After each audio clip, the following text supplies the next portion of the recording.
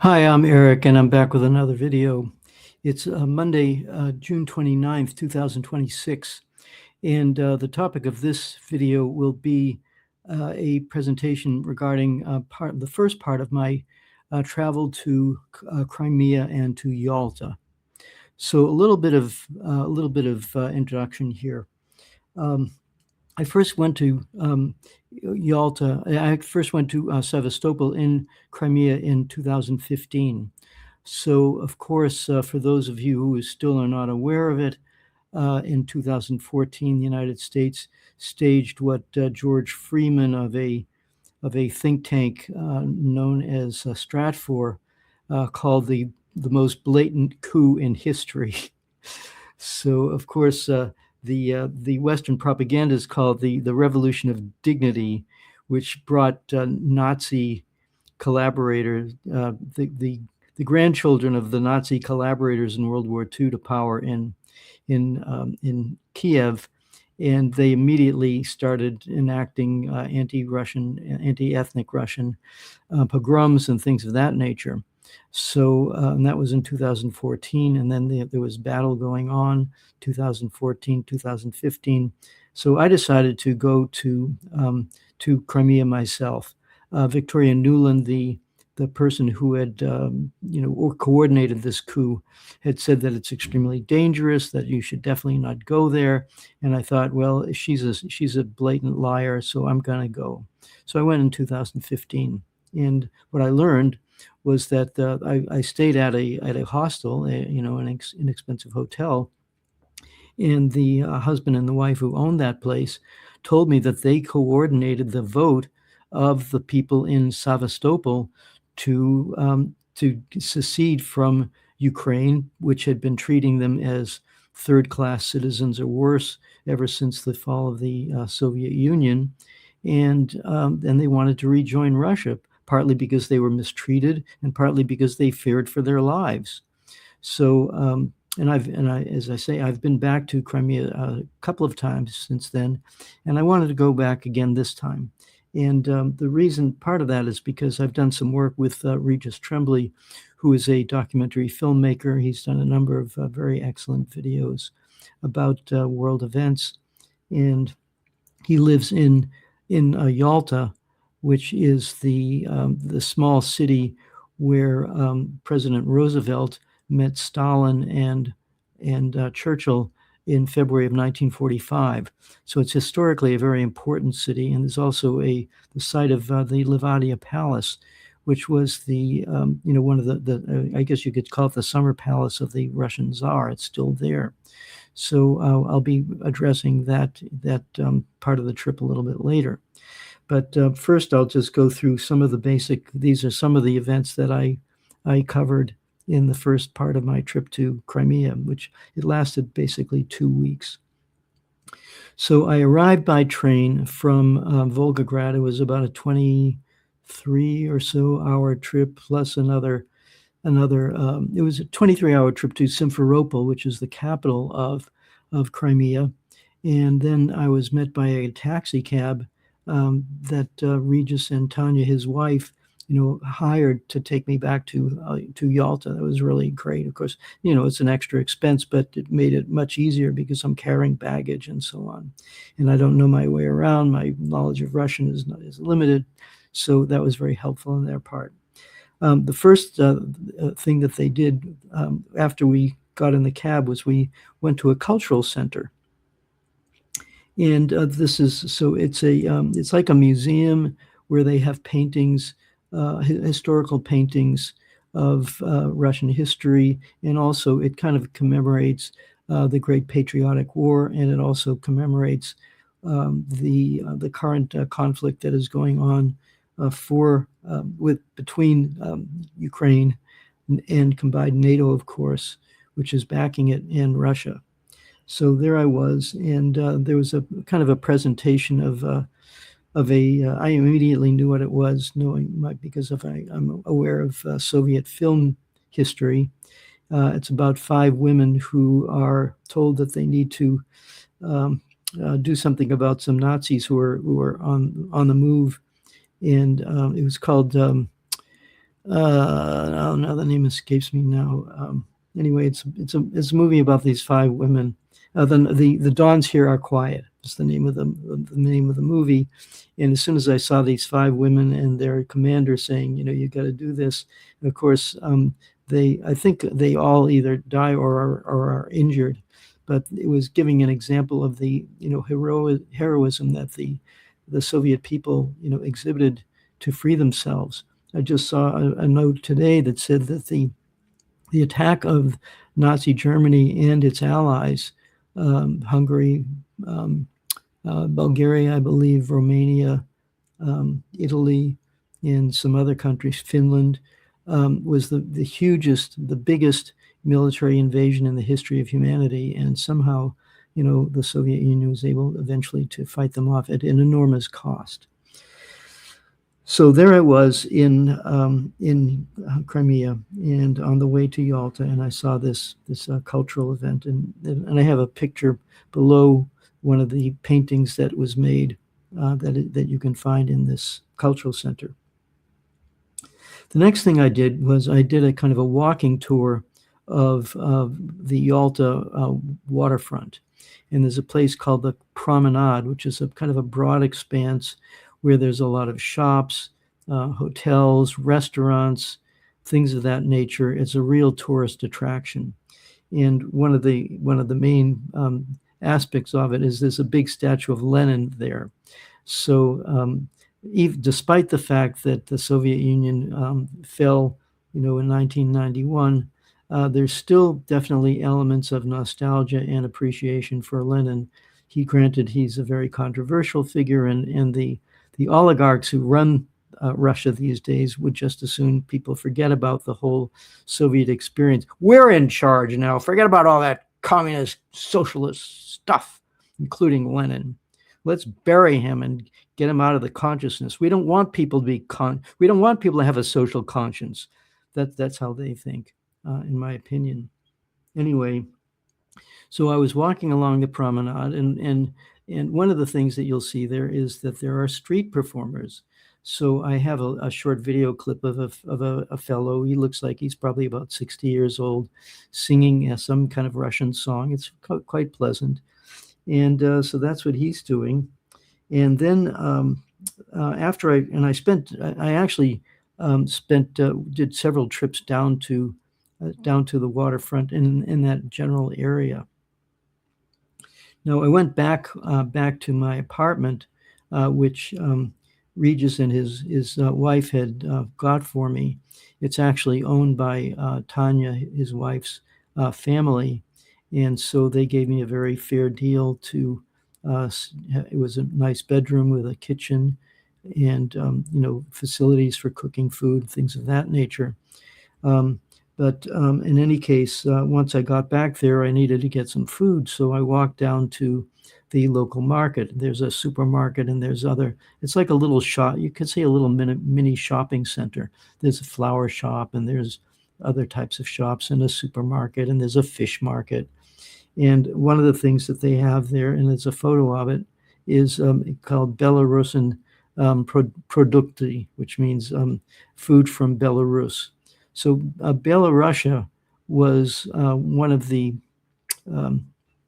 provinces, you could say, of the Russian Empire, and then it became one of the constituent republics of the Soviet Union. After the Soviet Union ended, it became a separate country, just as Ukraine did and Kazakhstan and other countries did. But Belarus has had a close relationship with Russia, and they have something called the Union State, so they have a lot of cooperation. And the West is always trying to mess everything up. They tried to stage a coup a few years ago. Fortunately, that was scotched. Unlike the Ukraine coup, which has caused nothing but trouble ever since. So then there's another photo there of Crimean wines. So Crimea is a peninsula, and it has a very nice climate, and it reminds me to some degree of Sonoma County, because I lived in Sonoma County, California, Northern California. It's about 60 miles, 100 kilometers north of San Francisco, and they have a kind of a unique um, historical partnership in the sense that there's a very famous military base and seaport called Sevastopol on the coast of Crimea, and in Sonoma County, there's a city called Sebastopol, and they named Sebastopol after Sevastopol. There's also the Russian River, and there's also Fort Ross, which was a kind of trading post, fur trading post, outpost that was owned by the Russians, but they eventually gave it up because it was logistically too difficult to maintain. But the thing is that Crimea does have excellent soil and excellent climate for making wines, and so there's a huge winemaking industry there, and there are several wine shops. You can go to wine shops that specialize just in Crimean wines. The next thing I did was I took a walk down Pushkin Lane. Now, Pushkin was he was like the most beloved, I think probably the most beloved poet in Russian history, and he was part Ethiopian actually, but for some reason, he was brought up in Russia. He lived in Yalta, from what I understand, and they named this walking street called Pushkin Lane, and there's a statue of Pushkin. It's a very nice walking street where there's a lot of little kiosks where you can hire a tour, or there's different little shops, the wine shops, and there's a mix of medical offices, and there's fruit stands, and all kinds of different little businesses like that. These are all basically small businesses. So the next day, I did a solo trip to this place called the Botanical Garden. Regis and his wife had strongly recommended that I go there because it is quite beautiful, and there are some photos and videos of my trip to the Botanical Gardens. You can take a bus there. It's about 35 or 40 minutes. It costs like a couple of bucks. It's not expensive to get there, and so I just walked around there, and there's a beautiful reflecting pool. And there's also a bust of Lenin there as well, and there's a statue of a kind of a bas relief of the person who created the botanical garden, and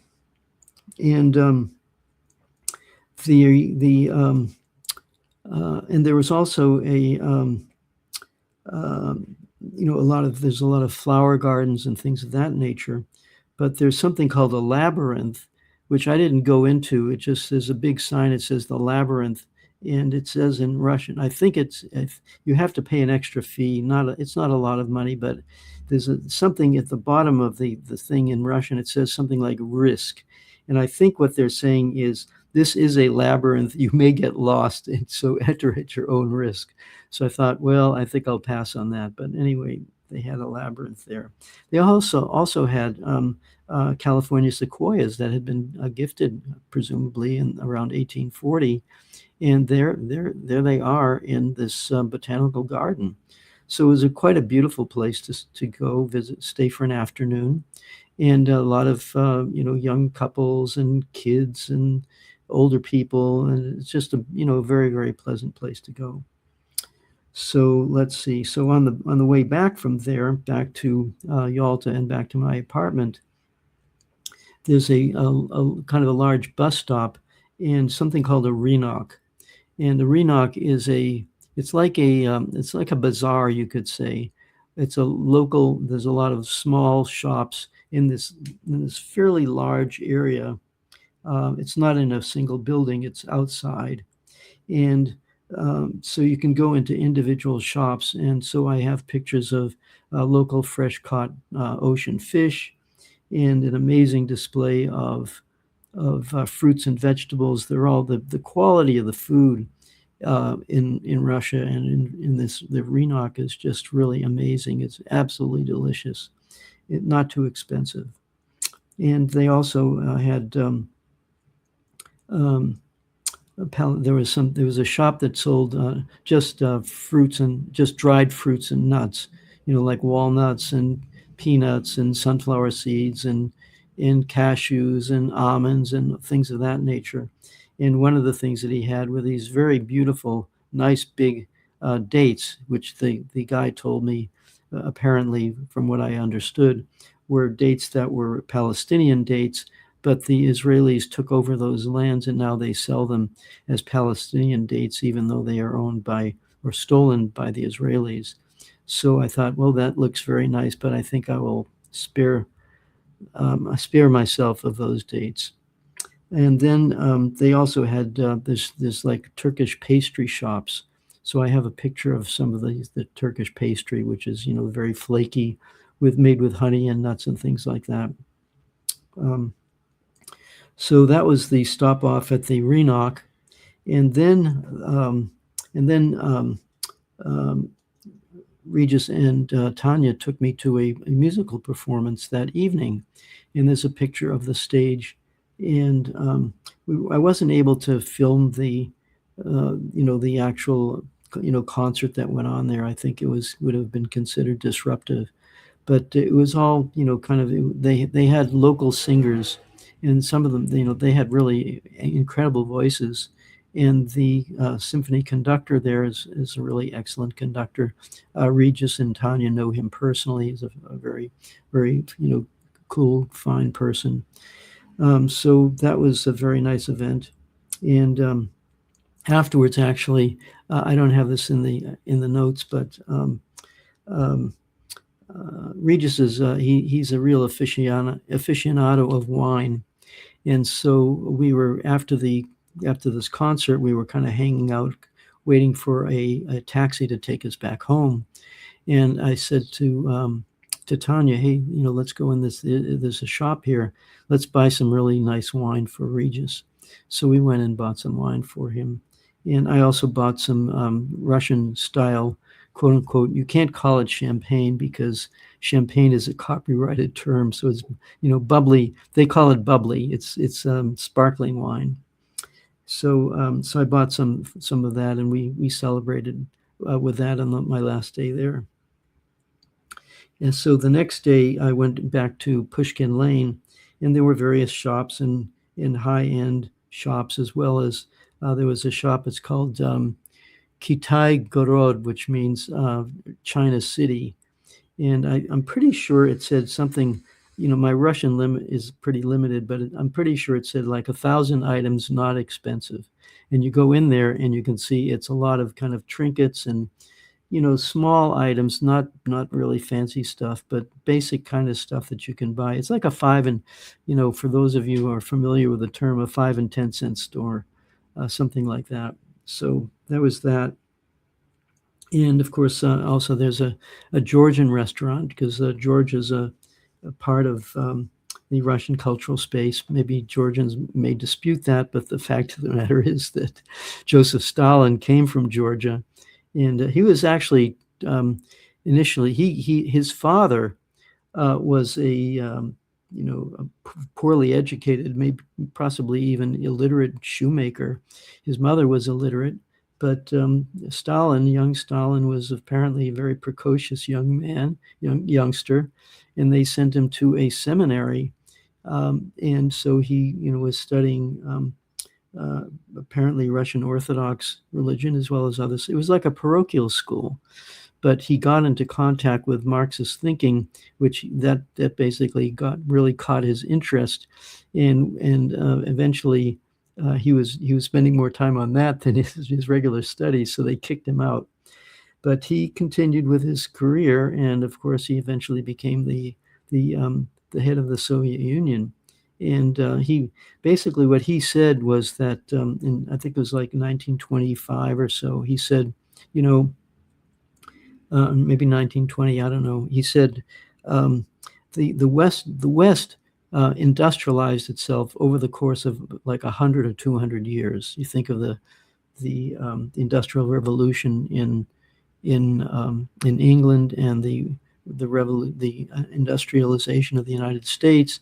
And he said, look, these people are out to get us. they're going to invade. We have to do in 10 years what it took the West 50, 100, or 200 years to do. And, it was a real challenge, but they managed to do that. There had been periodic famines, and the famines were stopped because they organized the farming better, they organized the industrial base better. They dramatically outproduced the German army during World War II, despite the fact that the country was under severe attack. They lost 27 million people.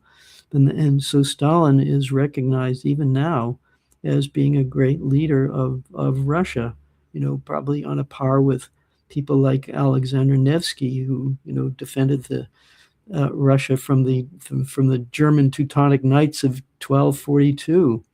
Um, so 700 years later, same Germans coming into Russia, and now, of course, you have Germany saying we got to prepare for a war with Russia. These Germans, they just don't learn. It's unbelievable. But anyway, there I was in Yalta and Pushkin Lane. So the next thing I did was as I was walking down the street, there's something called the Yalta Historical Museum. I'd been there before, but I wanted to go in and see what was going on there. So I went in, and for I think it was like I got a senior discount. Is like instead of maybe I don't know $6, it was like $3 for me as a senior. And they had a lot of different. It's like an archaeological and cultural tour. So they have very old artifacts that are quite primitive from Greek times or maybe even pre-Greek times. And then they show artifacts of other different time frames. So they had a lot of Chinese artifacts, because there was a lot of trade between Western Asia and China, of course, and East Asia.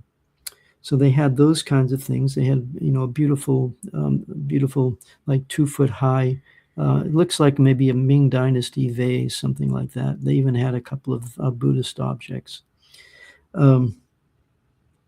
They also had artifacts from the Great Patriotic War, World War II, where they show, there was, some medical instruments, maybe surgery instruments, things like that.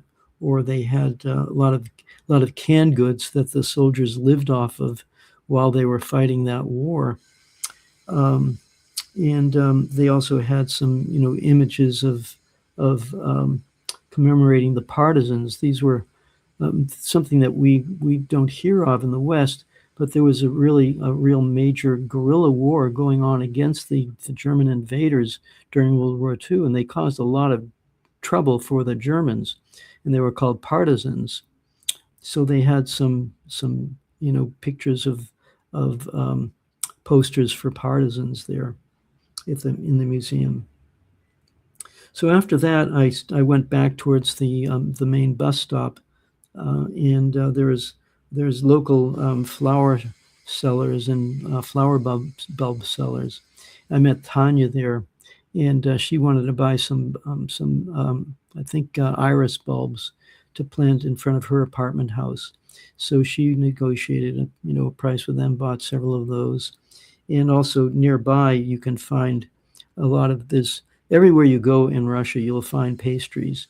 There's and they're all really delicious. And I have to be very careful not to indulge myself, because I would gain a lot of weight fast.